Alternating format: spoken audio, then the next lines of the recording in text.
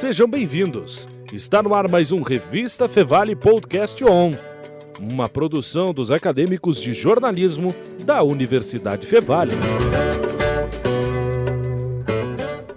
Sejam bem-vindos a mais um Podcast On. Eu sou o Vinícius Soares. E eu sou a Júlia Klein. E hoje nós vamos falar sobre eleições, voto e democracia. E no primeiro bloco, o foco será a segurança do voto. Faremos um fato ou fake, respondendo algumas dúvidas comuns e também fazendo a nossa parte no combate às fake news, que infelizmente correm soltas aí em épocas de eleição. Para isso, fala aqui conosco nesse momento o secretário de Tecnologia da Informação do Tribunal Regional Eleitoral RS, Daniel Vobeto. Tudo bem, Daniel? Seja bem-vindo. Tudo bom? Obrigado, pessoal. Vamos lá, vamos ver o que a gente consegue esclarecer para as pessoas aí. Então, Daniel, eu vou começar perguntando se há possibilidade de votos serem fraudados nas urnas eletrônicas. E nisso, Daniel, se tu já puderes explicar aí quais recursos, seja tecnológicos ou até estratégicos, são utilizados para evitar qualquer tipo de fraude? Bom, nós temos vários mecanismos de proteção, né? Eu vou tentar focar realmente naquilo que é o mais importante. As pessoas muitas vezes têm uma noção equivocada e não conhecem a segurança da nossa urna eletrônica. Acham que é só colocar um programa falso na urna, um programa que desvie voto de um candidato para o outro e pronto, está resolvido e eu consigo fraudar a eleição na urna. Mas não é assim que funciona, né, gente? A urna eletrônica, ela tem um software que é desenvolvido lá pela equipe do TSE, mas esse desenvolvimento ele é fiscalizado. As entidades, os partidos, Ministério Público, Polícia Federal, Forças Armadas vão lá e olham esse programa. Algumas universidades também vão lá e acompanham o desenvolvimento e podem ver o que tem dentro daquele programa. Então, se eu tivesse que fazer um programa que desvia voto de um candidato para o outro, eu teria que escrever isso no programa. E aí, quem está fiscalizando encontraria isso. Então, por isso que a gente sabe que o programa feito lá não tem esse tipo de coisa que as pessoas imaginam de uma forma leiga e um tanto quanto romântica até, que o voto, que a urna poderia trocar votos. Tem uma série de proteções também que usa assinaturas digitais com algoritmos de criptografia de altíssima complexidade e de ponta. Os melhores algoritmos de criptografia do mundo são utilizados na urna eletrônica para garantir e permitir que a própria urna eletrônica reconheça o programa, sabendo que um programa, diferenciar um programa falso de um programa verdadeiro, considerando esse programa verdadeiro aquele que foi inspecionado por esses especialistas. Então, se alguém tentar criar um programa diferente daquele programa que foi inspecionado, a urna vai recusar. Então, essa é a base da garantia que nós temos de que a urna vai rodar um programa que é um programa conhecido, fiscalizado, e, portanto, não tem fraude, não tem nenhum desvio de voto dentro da urna eletrônica. E, secretário, é verdade que as urnas são conectadas à internet e isso, de alguma forma, possibilita que hackers façam a invasão da base de dados? De forma alguma, elas não são conectadas na internet, né? Então não tem nenhum tipo de conexão da urna a qualquer tipo de rede. Toda troca de dados com a urna é feita por pendrives ou cartões de memória, então é um trabalho artesanal, feito urna por urna. Mas é importante também saber que assim, não é o simples fato da urna não estar conectada na internet que nos dá garantia. É um elemento muito ponto da garantia, mas tem uma série de outros controles que impedem que, por exemplo, eu leve para dentro dessa urna, por esse cartão de memória que eu vou usar para dar carga nela, um programa falso. E aí vem aquilo que eu falei antes, que a urna consegue reconhecer um programa falso, né? E no momento que ela identifica que o programa não é o verdadeiro, ela trava na hora e não segue com o processo. E os votos brancos ou nulos vão para o candidato com mais votos? Porque tem muita gente que fala que na hora que tu vota branco ou nulo, ali na urna vai para o candidato que está com mais votos no momento. Não, o voto branco ou nulo vão para o branco ou nulo. Tá? A gente só considera na apuração da eleição em todos os cargos os votos válidos, que são para os cargos proporcionais, onde a gente tem eleição de deputado federal e deputado estadual, a gente tem os votos de legenda e os votos nominais. Para os cargos que nós chamamos de majoritários, que são senador, governador e presidente da República, aí são os votos realmente nominais diretamente para o candidato. Somente esses votos são considerados na eleição. O que acontece com o voto branco ou nulo, por exemplo, numa eleição onde a gente está vendo se tem ou não tem segundo turno para a eleição, a gente considera os votos válidos. Então, quando eu voto nulo, eu tiro esse meu voto da conta e para alguém ganhar a eleição precisa de menos votos. É só isso que acontece, mas não há nenhum tipo de transferência direta de voto de um candidato para outro por conta dele estar na frente, alguma coisa assim. E, secretário, é verdade que as urnas são fabricadas na Venezuela, inclusive apenas 3 países usam urnas eletrônicas, que seria o Brasil, a Venezuela e Cuba? Não, essa fake news antiga aí que roda, né? Não tem nenhum pingo de verdade. Na verdade, há vários países do mundo que utilizam urnas eletrônicas, mas o fato de utilizar urnas eletrônicas também não chega a ser nenhum mérito para o país. O Brasil usa urnas eletrônicas por causa de uma deficiência do Brasil. Nós tínhamos nas eleições aqui no Brasil muitas fraudes antes da urna eletrônica, né? Então, isso é que nos fez ter uma urna eletrônica no Brasil, e talvez outros países não tenham urna eletrônica porque não têm o histórico de fraude e não precisam investir nisso. A urna, ela não é feita na Venezuela, ela é um projeto do Tribunal Superior Eleitoral. O Tribunal Superior Eleitoral faz toda a especificação da urna e é feita uma licitação para a fabricação, aí sim, do equipamento, mas essa fabricação também é feita sob supervisão direta da equipe do Tribunal Superior Eleitoral. Nós já tivemos 3 empresas fabricando as urnas eletrônicas, tivemos a Unisys, depois nós tivemos a Diebold Procomp, né, que é uma empresa que participa bastante do mercado nacional de caixas eletrônicos, e agora as últimas urnas estão sendo fabricadas pela Positivo, que é uma empresa brasileira que está fabricando as urnas eletrônicas. Então, o fato de países de primeiro mundo, como os Estados Unidos, não usarem urna eletrônica não tem nada a ver com a confiança ou não das urnas, certo? Exato, como eu estava falando, além de alguns países não precisarem, os Estados Unidos são um exemplo muito legal que eu gosto muito de citar. O que acontece? Eles usam urnas eletrônicas. Lá nos Estados Unidos, eles têm muita urna com voto impresso, que é uma grande questão que nós tivemos ano passado, essa discussão aqui no Brasil. Como que funciona a eleição nos Estados Unidos? Uma empresa desenvolve um produto, uma urna dela, chega para o organizador da eleição e diz, olha, eu tenho essa urna aqui para eleição, quer usar minha urna? O cara olha, gostei da tua urna, quanto custa, fecha um negócio e o cara usa aquela urna eletrônica daquela empresa. Não tem nenhum modelo de governança, de verificação do programa, esses equipamentos não têm o nível de segurança que a urna eletrônica brasileira tem, com dispositivos capazes de reconhecer um programa falso, um programa verdadeiro. Com isso, eles precisam ter o voto impresso, porque a urna deles é ruim. Ela precisa ter a bengala do voto impresso.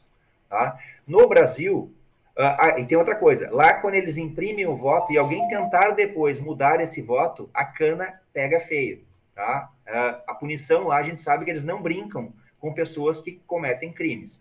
Aqui no Brasil, a gente tem uma urna que ela tem um histórico grande de funcionamento, é a Justiça Eleitoral que produz essa urna eletrônica, que coordena todo o desenvolvimento do software, a todo o modelo de governança, com verificação do software dessa urna eletrônica.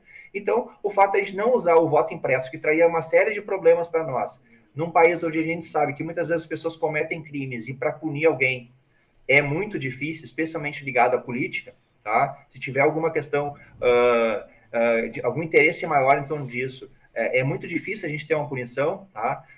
A gente, ladrão de galinha, coisa mais fácil, mas alguma coisa, qualquer crime um pouquinho mais complexo, é difícil de punir, então a gente acaba não tendo essa dificuldade de ter a proteção do voto impresso. Então, o fato de nós não usarmos uma urna igual à americana não é nenhum sinal de atraso nosso. Pelo contrário, é sinal de que nós temos um sistema mais maduro que pode prescindir daquilo que eles precisam utilizar. E os votos são conferidos após a contagem? É feita alguma vistoria na urna após os votos serem contabilizados? Bom,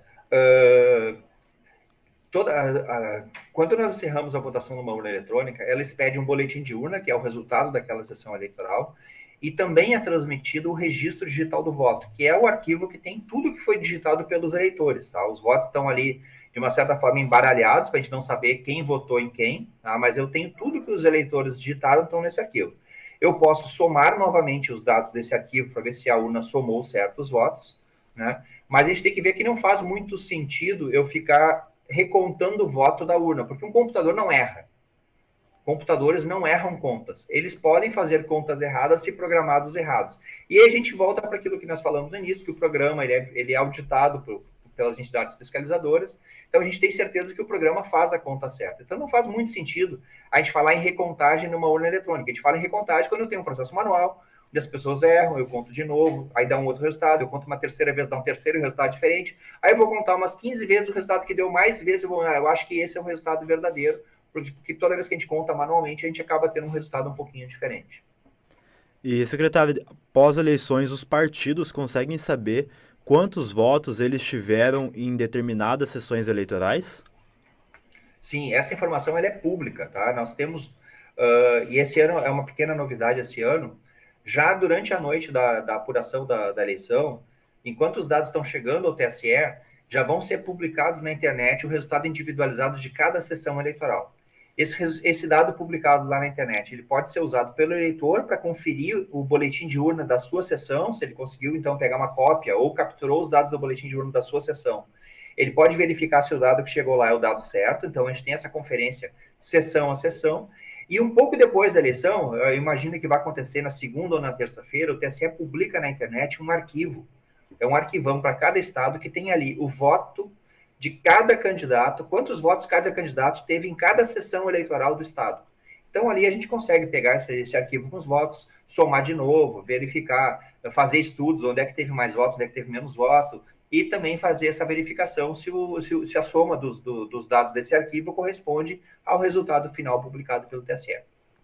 E, secretário, quais dicas que tu dá para os eleitores deste ano, né, falando até de novidades, talvez aí no processo eleitoral, para que o voto seja feito de forma que ele possa concluir, de fato, né, votar em todos os candidatos que ele pretende votar?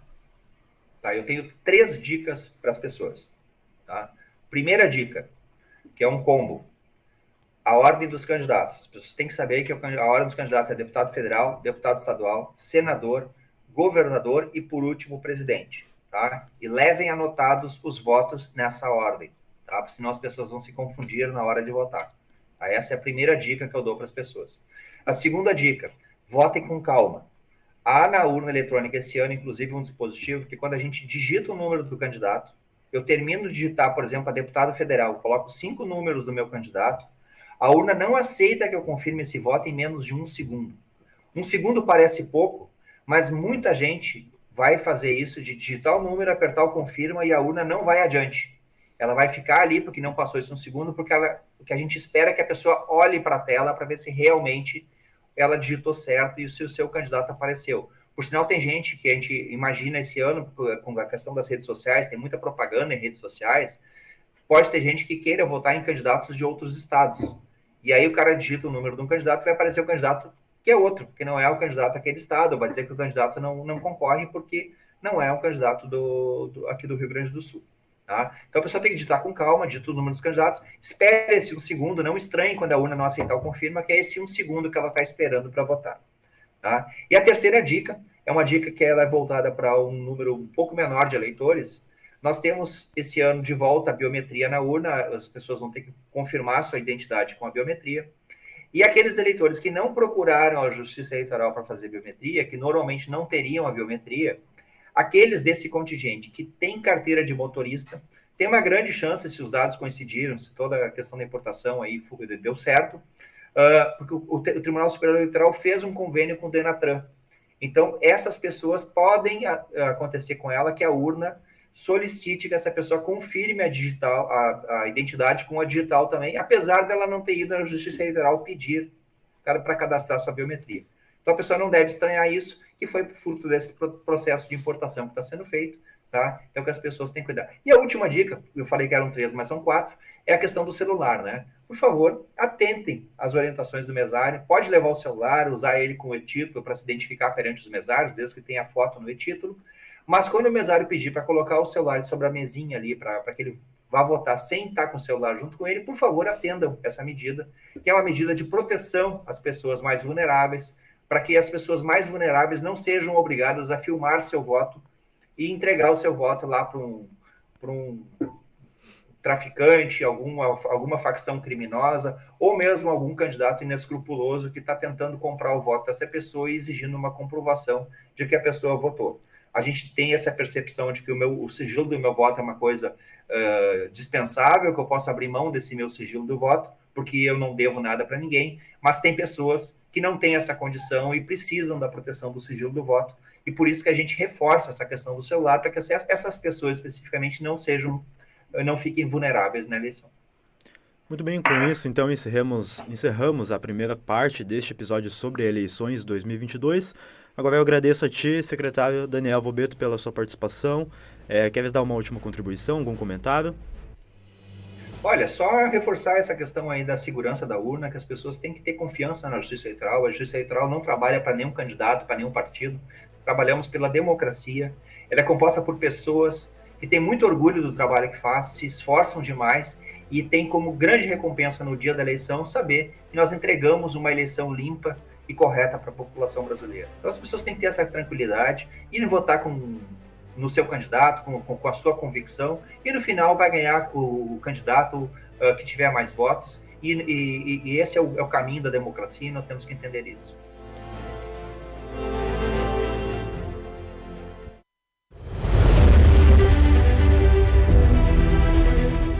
Muito bem, seguimos falando sobre eleições, voto e democracia. Agora estamos aqui no estúdio com o professor e doutor em Ciências Políticas, Everton Rodrigo Santos. Professor, tudo bem? Seja bem-vindo. Tudo bem, boa tarde. Um prazer imenso estar aqui no Podcast On da nossa universidade.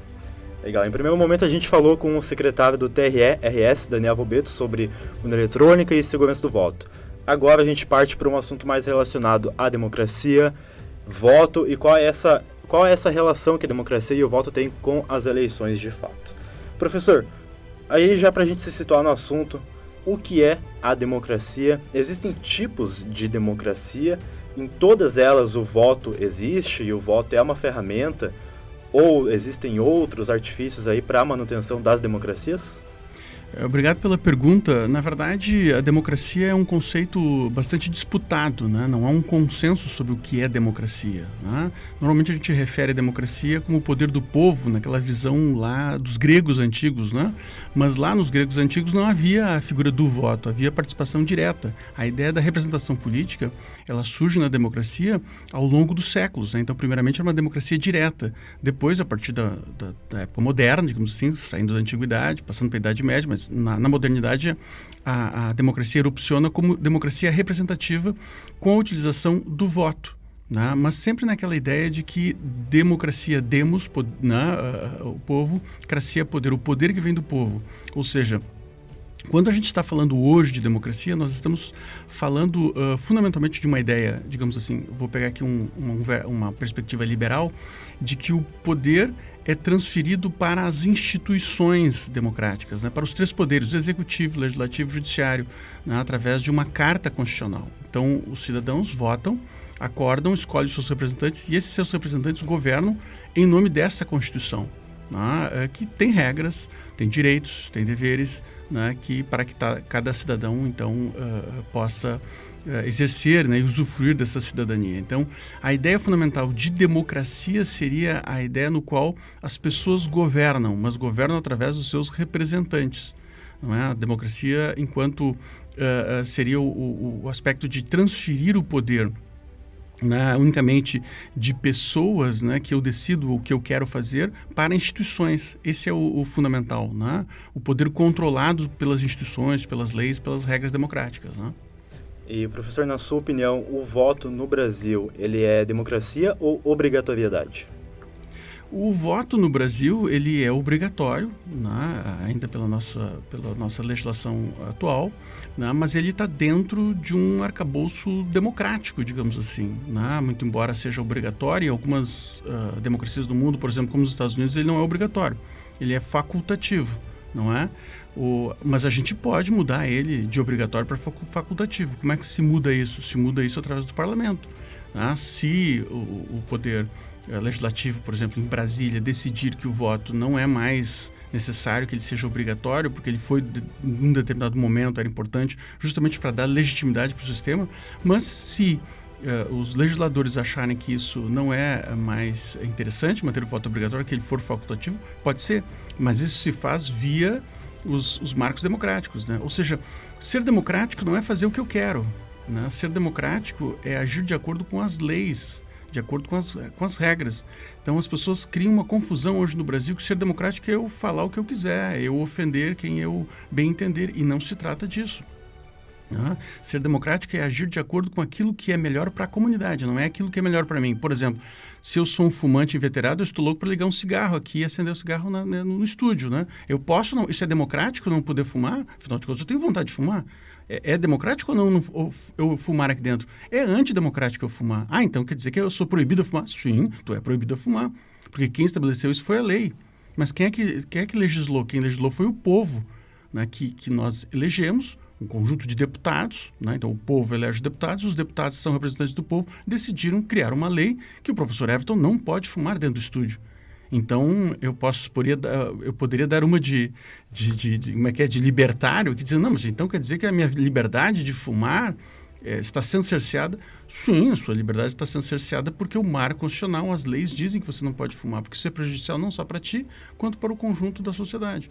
Então a gente tem que ter esse cuidado para dizer o que é democrático e o que não. Democrático é aquilo que está dentro das regras, está dentro da lei. Né? Então esse é um princípio fundamental. Né? Então democracia não é eu fazer o que eu bem entendo, democracia é fazer aquilo que as leis pedem que eu faça. Tem um autor chamado Rousseau que diz assim, né? Quando é que o homem é livre? Ele é livre quando depende das leis. No estado de natureza o homem é livre porque ele dependia da natureza, das chuvas, dos rios, ele não dependia de outro homem, de outra pessoa. No estado civilizado, a gente volta a ser livre quando a gente depende das coisas. Que coisas são essas? São as regras, são as leis.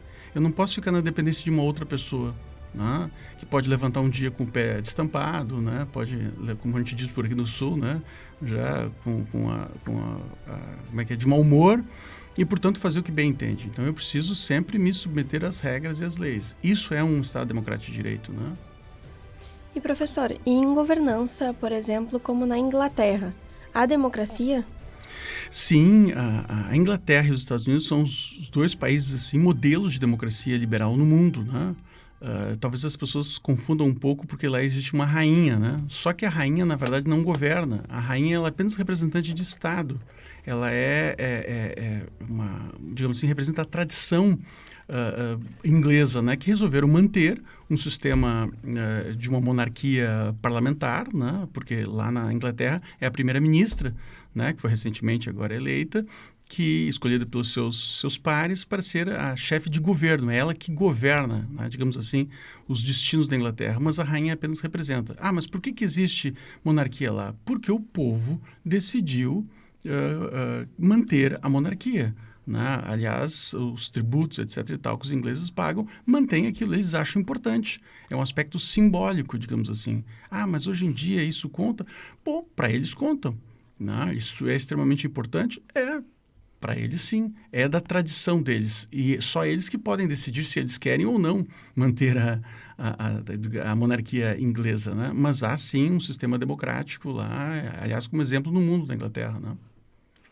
E qual a real influência de um governante de direita ou de esquerda tem sobre o país? Ele tem o poder de tornar o país em um país de direita ou de esquerda? Esse é um tema, assim, que ele é extremamente atual e ao mesmo tempo não, né? Porque é o motivo da briga, né? Eleger uma pessoa que de um dia para o outro, na ideia de quem usa da política como um motivo de briga, né? De que o candidato eleito poderia mudar totalmente o país que ele mora, né? Não, essa pergunta de vocês é muito bem feita, né? Também as pessoas em geral não têm uma compreensão do que é a democracia. A democracia é um jogo de soma variável.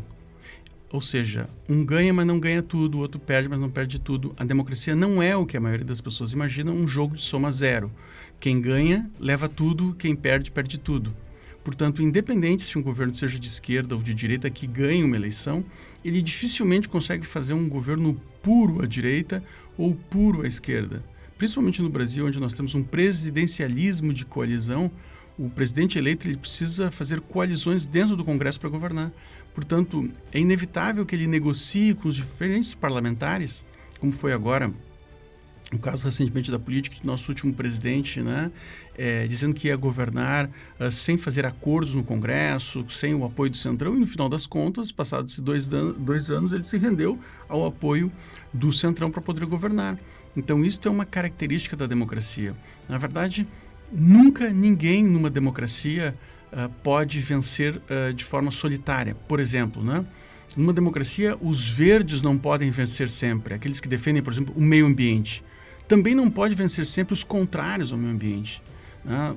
Nós não podemos ver, por exemplo, os valores progressistas vencendo sempre ou os valores conservadores vencendo sempre. Ou seja, na verdade, existe um conflito entre valores, entre os conservadores, entre os liberais, entre os progressistas, e isto vai gerando situações de bem-estar, mas nenhuma das partes pode vencer indefinidamente. Isso seria um grande problema para nós. E aqui vai uma compreensão bem básica, que também a maioria das pessoas não tem. Nenhum ator político entra no jogo, quer sejam os patriotas agora na rua, quer sejam feministas, quer sejam tradicionalistas, nativistas, what else, né? Independente de qualquer pessoa que entre, ninguém entra para defender o bem, ninguém entra para defender o bem comum, o que é bom para os outros. Não. A política, as pessoas entram para defender os seus interesses ou dos seus grupos. Ah, mas você vai me perguntar, mas professor, às vezes as coisas boas ocorrem. Ocorrem, mas elas ocorrem sempre como um efeito colateral. Elas não são uma intenção dos atores. Portanto, como é que eu posso ter um efeito colateral? É a partir do choque, do embate entre diferentes, não é? Então é desta forma que a gente vai poder ter avanços significativos. Por exemplo, Getúlio Vargas não cria uma legislação social, salário mínimo, carteira de trabalho, porque ele estava interessado nos trabalhadores. Ele criou porque ele queria legitimidade, né? Porque ele queria votos depois na sua era democrática. Primeiro ele é ditador, né? Depois, mas ele precisava de legitimidade. O regime militar no Brasil criou o FGTS por quê? Criou o FGTS porque queria legitimidade, certo? O Fernando Henrique Cardoso criou o Bolsa Escola. O presidente Lula foi lá e criou o Bolsa Família. Aí o presidente Bolsonaro era contra o Bolsa Família. Ele entrou lá e criou o Auxílio Brasil. E o 13º. Olha que bacana, né? O PT era contra a reeleição do Fernando Henrique Cardoso. Quando entrou no poder, passou a ser favorável à reeleição. O presidente Bolsonaro era contra a reeleição. Quando ele entrou, ele é favorável à reeleição. Quer dizer, eu peço para as pessoas que estão nos escutando observarem a política. Ou seja, os atores políticos são egoístas e eles agem de acordo com o que eles querem. E o que eles querem não é o que tu, cidadão, quer necessariamente. Por isso que é importante a alternância de poder, por isso que é interessante o embate de valores. Ou seja, nenhum candidato nessa eleição é portador da verdade absoluta ou do bem. Nenhum deles envolvido nas disputas, né? Não é possível isto, né? Nenhum deles representa, por exemplo, Deus ou assemelhados, né? Eu sempre digo para meus alunos se religiosidade funcionasse, campeonato baiano terminava em empate, né? Porque eu olho para, às vezes, no Campeonato Baiano ou o Grenal aqui no Rio Grande do Sul, eu vejo os jogadores do Internacional e do Grêmio sempre fazendo o sinal da cruz, né? Pergunto para vocês agora, quem é que está do lado do bem, quem é que está do lado de Deus? São os gremistas ou são os colorados, né? Quer dizer, não tem ninguém lado aí. Na verdade, são dois interesses opostos que se degladiam e fazem uma boa partida ou uma partida ruim, dependendo do árbitro do jogo, né? Então, sempre em política, o bem é um efeito colateral, ele não é uma intenção dos atores. Se tu vai ficar sentado esperando qual é o político que vai fazer o bem para ti, vai perder tempo. Então, a política e a democracia não se resume ao voto, né? E o uso da bandeira brasileira em partidos políticos é um ato democrático ou uma contravenção? Porque o uso da bandeira, ele não pode ser em qualquer ocasião, né? Sim, sim. Eu não vou pegar pelo lado legal aqui, né? Não sou um advogado, não sou um professor de ciência política. Na verdade é que a bandeira nacional ela foi tomada pelo regime militar no Brasil. A bandeira nacional representa todos os brasileiros, de esquerda, direita, brancos, pretos, azul de bolinha, ela representa todos os brasileiros, né? Mas, recentemente, o regime militar, na verdade, foi... Ou melhor, vamos anteceder ao século XX, né? A nação brasileira é construída no século XX com Vargas, com a ditadura do Estado Novo. Se constrói vai se consolidando os símbolos nacionais.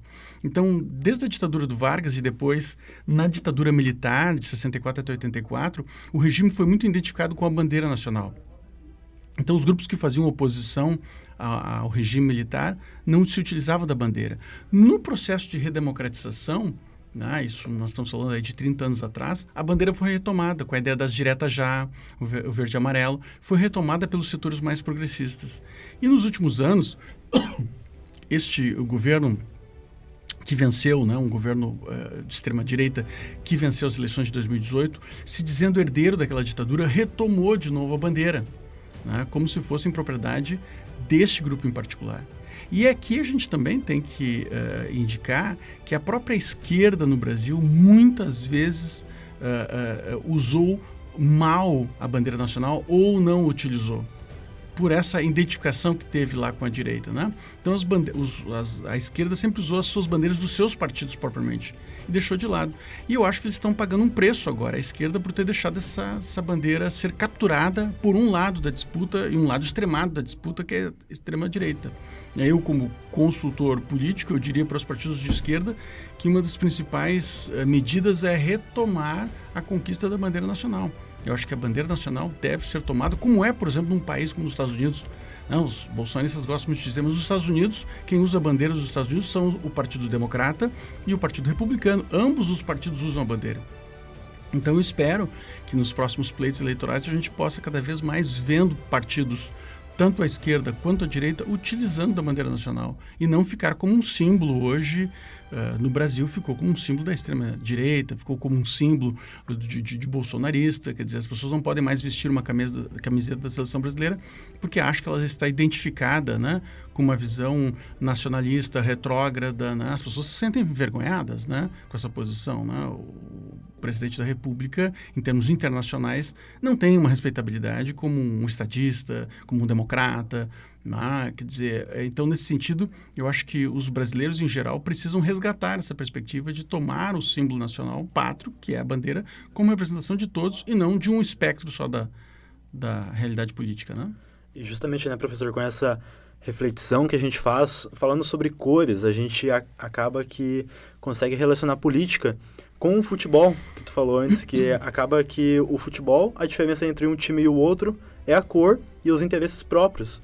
Porque falar que o meu time ganhou mais campeonatos, esse time não fez nada menos do que a obrigação dele, que é tentar ganhar os jogos, né? Então, acaba que refletindo isso na política, a única diferença entre partido e outro, seja de direita, seja de esquerda, acaba sendo seus interesses próprios e também a cor, né? É uma disputa de cores. Até o próprio nome partido já diz parte. O partido não é todo, é parte. Por isso que num governo se faz composições com outros partidos, com outras partes, para você fazer, gerir. Por isso que os diferentes partes se juntam para dar um todo. Então, quando tu governa, e isso também é um aspecto que se perdeu nos últimos 4 anos do Brasil, o presidente da República, quando ele se torna presidente, ele não é mais o representante do seu partido. Ele passa a ser representante da nação. É por isso que no momento que o presidente da República assume, um governador assume, ele passa a ser o teu presidente, o meu e o teu governador, independente de eu ter votado ou nele ou não. Porque o acordo é que, uma vez terminado o pleito eleitoral, né, nós cicatrizamos as feridas e, portanto, passamos a governar, e o presidente precisa governar para além do seu leque. Se ele é um presidente de esquerda, ele tem que olhar muito para a direita. Se ele é um presidente de direita, ele precisa olhar muito para a esquerda. Porque essa é a perspectiva do gestor. A gestão que ele faz não é para o seu grupo, né, mas a gestão é do país como um todo. Então isso se perdeu muito no Brasil, a figura do presidente da República, do lugar que ele ocupa, do que ele pode dizer ou não. Né? O presidente, ele é uma pessoa, mas quando ele está investido do cargo, quando ele está nesses 4 anos dele, que ele se preparou a vida, nós presumimos, uma pessoa se prepara a vida para ocupar um pleito como esse, ele está ali representando o Brasil. Né? Ele tem que representar o preto, o branco, o azul, o homem, a mulher, né? O pobre, o rico, o remediado. Eles representam todos os brasileiros. Né? E a guia dele não é uma Bíblia, não é o Alcorão. A guia dele, a Bíblia do presidente, é a Constituição da República Brasileira. Né? É isto que nós chamamos, né, de uma atuação presidencial. Então, a figura do presidente da República é a figura que representa o Brasil, né? E não parte desse Brasil, digamos assim. Né? E, professor, já partindo então aí para o final desse episódio sobre eleições, voto e democracia, qual o exemplo que o Brasil tira de outros países se, por exemplo, o processo eleitoral, eu digo, né? O Brasil tem mais a aprender ou até certo ponto tem a ensinar outros países durante as eleições? Eu acho que são duas coisas, né? Aprender e também ensinar. Eu acho que nós temos muito que aprender com as democracias consolidadas. Aprender com a democracia americana, com a democracia inglesa, com a democracia europeia. Né? Nós temos vários exemplos no mundo de países democráticos, de democracia consolidada, né? Que são um exemplo para nós, que nós, das ciências sociais e ciência política, estudamos, inclusive, né? A sua cultura democrática. Mas nós também temos coisas a ensinar para eles, como, por exemplo, a urna eletrônica. Nós somos pioneiros desde os anos 90 com as urnas eletrônicas que funcionam a contento. Né? Quer dizer, o que é péssimo exemplo são os candidatos que questionam a urna, e a gente sabe. Né? O questionamento começou lá com o Aécio Neves, né? Quando ele perde para Dilma Rousseff. É uma pena isso, porque ele fez aquilo de uma maneira, talvez para angariar prestígio para si, para chamar a atenção de que tinha perdido, para dar uma justificativa, e no fim ele acabou levantando uma lebre muito ruim para todos nós, desconfiando do pleito, né, desconfiando do processo em si. E eu acho que o Brasil tem que exportar, inclusive, para o mundo, né, esse tipo de tecnologia que nós temos da urna eletrônica, que nós, no domingo, já saberemos o candidato vencedor do pleito, né, eleitoral, ou se houver segundo turno, porque as pesquisas, né, não dizem se claramente, né, por causa do erro amostral, se vai ter segundo turno ou não, nós teremos segundo turno. Então, esse processo, a gente tem que ensinar isso, né, esse processo tão rápido, tão ligeiro, tão forte. Não é eu que estou dizendo, né, os próprios Estados Unidos, né, têm dito isso através dos seus interlocutores, dos seus embaixadores, que a urna eletrônica brasileira ela é muito segura. E, de fato, ela é muito segura mesmo. Isso é um orgulho para nós todos termos em relação ao Brasil.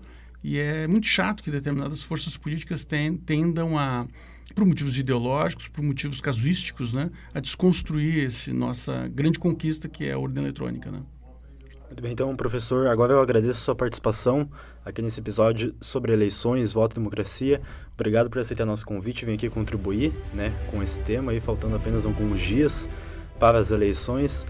Agora, se tu quiseres deixar algum recado para quem nos acompanha, quiser também falar o link do seu livro, né, não sei se ele está disponível ainda, alguma rede social, enfim, fica à vontade. Tá, eu agradeço muitíssimo vocês aqui, parabéns pelo Podcast On, é um programa muito bacana aqui, interativo. Eu escrevi um livro chamado Ciência Política, né, Lições sobre o Jogo do Poder. Então, aquela pessoa que está me escutando, que quer entender política, né, não quer se posicionar, não quer ser militante, não é para votar, né, é aquele que quer entender a política, né, pode procurar pela Amazon, né, esse meu livro está disponível eletronicamente, ou também aqui na biblioteca da nossa universidade, tem exemplares físicos aqui, para olhar esse livro, para entender um pouco mais da política e se posicionar, para fazer suas escolhas, né, eleitorais.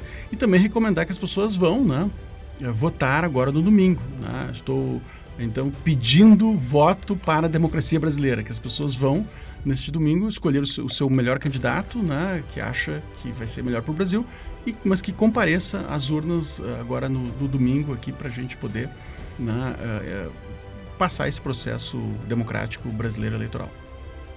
Na técnica desse episódio ficou então Carlos Pereira e Rinaldo Silveira, orientação professor Marcos Santuário, apoio de produção Júnior Rosário. E nos siga no Instagram, @podcastonfevale. E se você tá pela Fevale ou tem curiosidade de saber como são as gravações e a produção, o núcleo de mídias sonoras é no Prédio Amarelo e tá aberto a partir das 14 horas. Ou você pode mandar uma DM também que a gente marca. Sempre tem cafezinho para quem quiser vir visitar a Cafezinho gente. sempre tem. Valeu, abraços e até a próxima. Você ouviu Revista Fevale Podcast On, uma produção dos acadêmicos de jornalismo da Universidade Fevale. Muito obrigado pela sua companhia e até mais.